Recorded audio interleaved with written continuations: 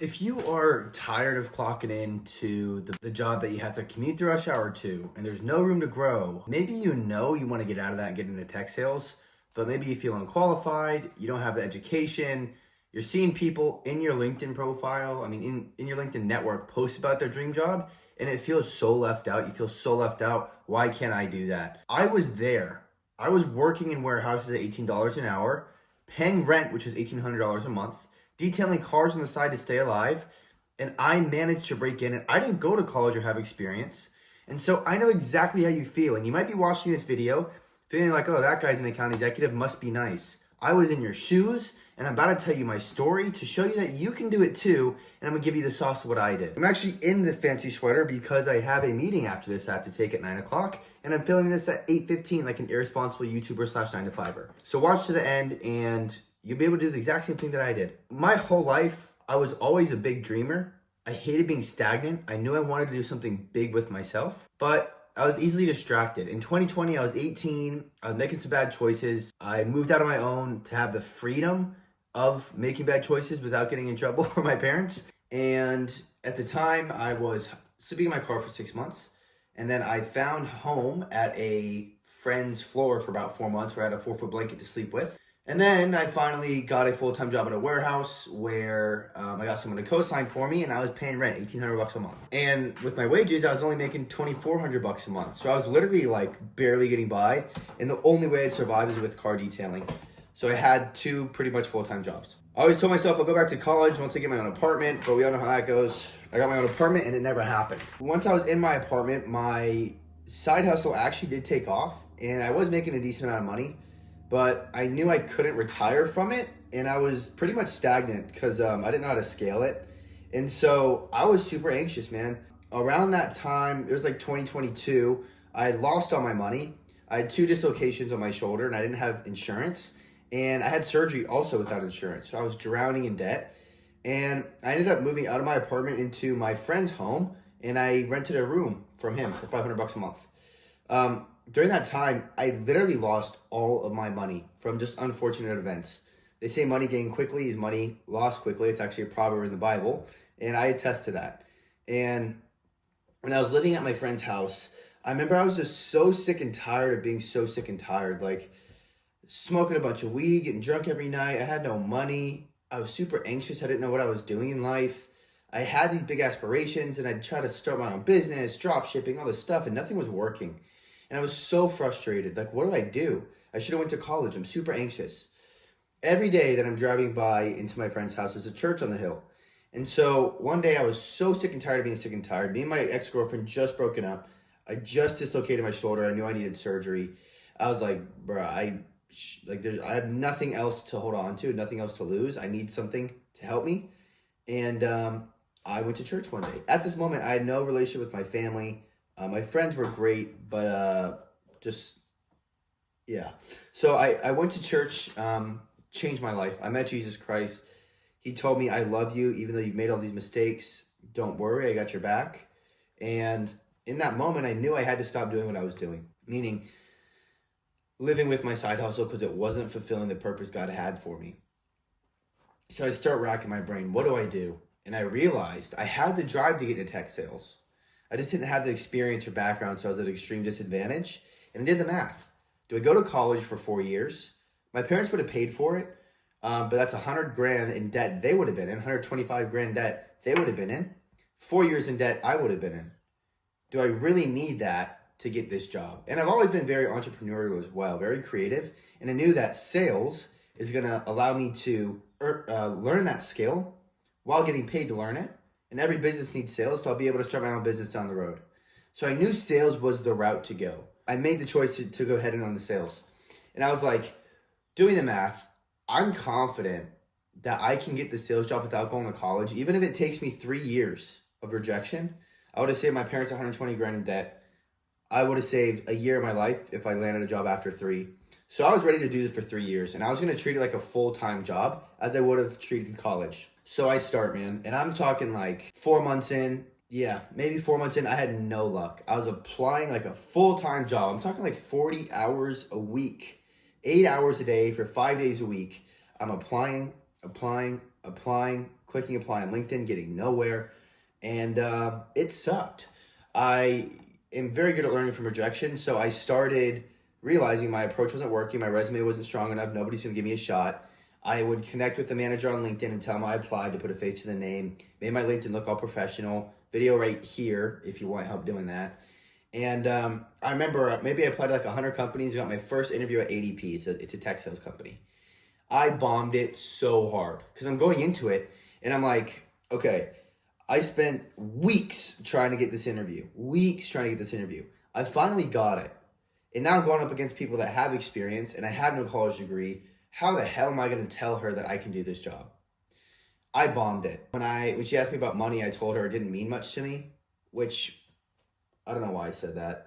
I was trying to seem like a wholesome dude, but sales reps need to be money hungry. And so after that interview, I realized, okay, I don't know what it takes to succeed.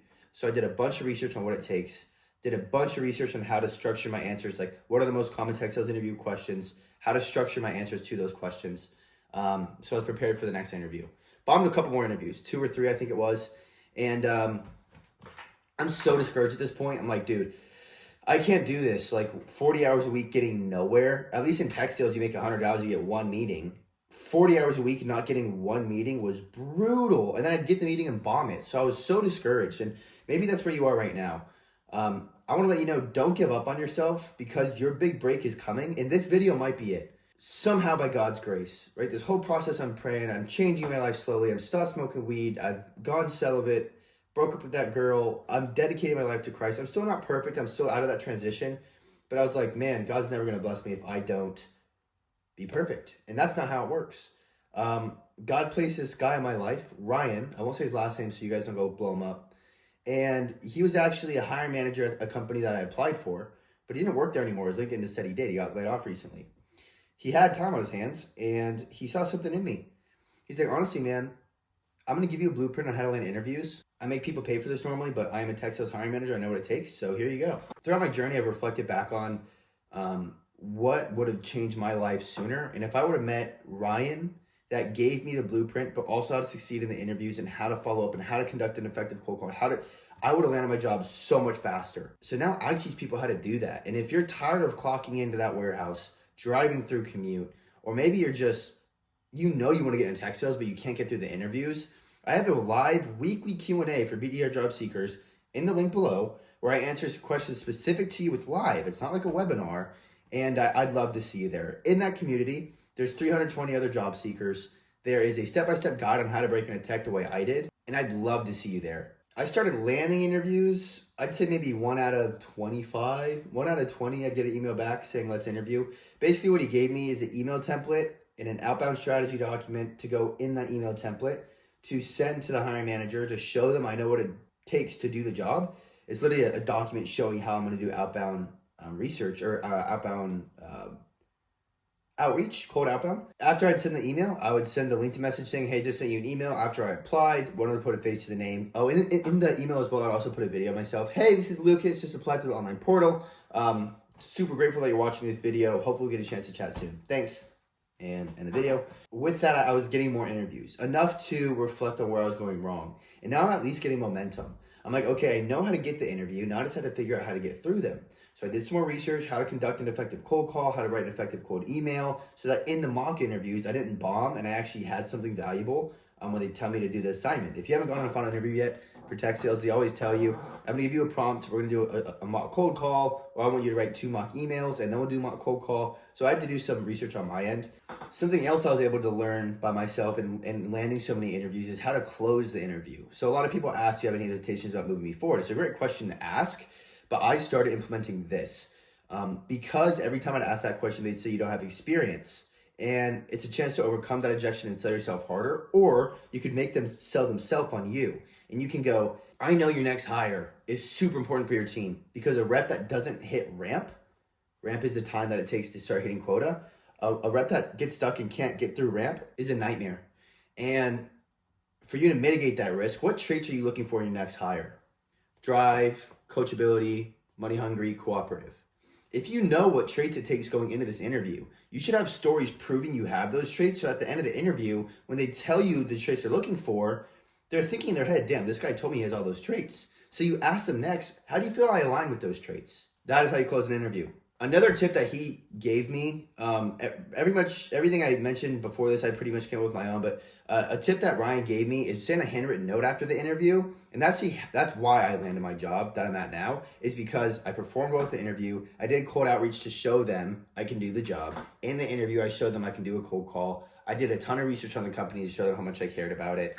And then I wrote a handwritten note to the interviewers after. And I remember walking into the job the first day in office, and they go, hey man, thanks for the handwritten note. That is why you're here. So now that I'm in this role as a BDR, I made $69K to be exact, my first year as a BDR. I was the worst at first, and I had doubt in my head, like, okay, I already don't have college experience.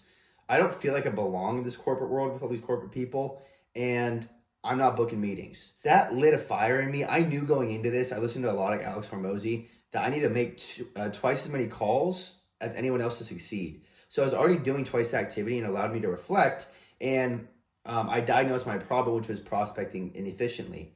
So once I started prospecting closer to our ICP, our ideal customer profile, I was booking more meetings than anyone. I maintained the highest amount of meetings booked across a 3,000 employee company. And it's a testament to what giving someone a shot that's hungry can do. A year later, I am now a full cycle account executive, which is somebody that books his own meetings, and I'm just responsible for closing them as well. But making the decision to jump in to sales without going to college was the best thing I ever could have done, because it built that grit that I needed to succeed on the job. I was in your shoes at one point. I was tired of my life, and I bounced back hard. You just need the grit and resilience, and don't let rejection deter you from following your dreams, because once you're on the job, you need that anyway. So if you need some more guidance on how to do this, you can learn from my mistakes, and I'll give you the blueprint. Just join the community in the link below. There's like weekly calls. There's a guide on how to break into tech, how to land interviews, 320 other people trying to do the same thing you are. I'd love to see you there, and thank you so much for watching.